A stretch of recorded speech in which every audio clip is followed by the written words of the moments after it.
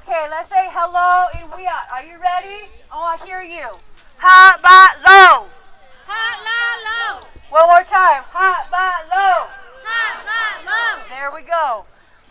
My name is Mary Kate Lowry. I work for Save California Salmon.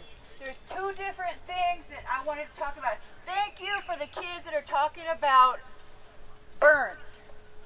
Because who were the original people for 14,000 plus years doing cultural burns and the most sustainable, sophisticated natural resource management system to date here? Everybody say indigenous people. Indigenous people. I want to hear it louder, babe. Indigenous people. There we go. There we go. Now, there's indigenous people all over the world. Who has a belly button here?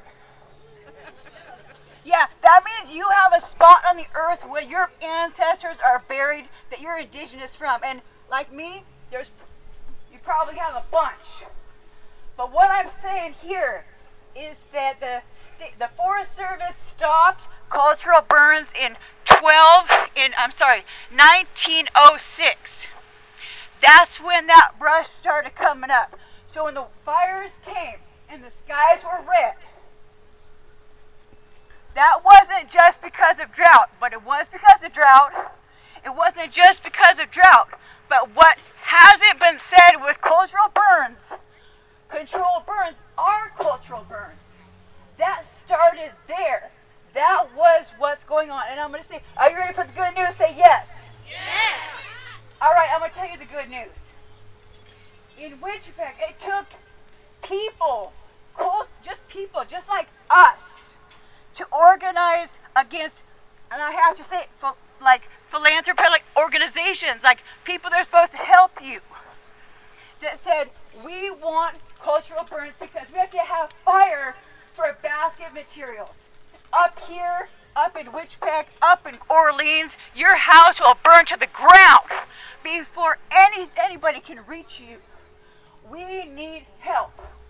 And they try to say, no, we don't understand that. But guess what? There's some grandmas.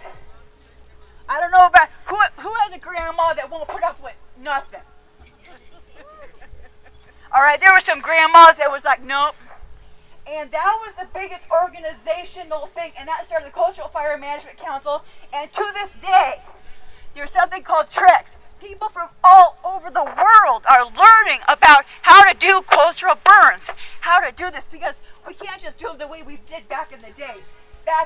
Because now it's built up. Second thing is this. Thank you for the gentleman that spoke about the fish. Thank you, because I also work for Save California Salmon.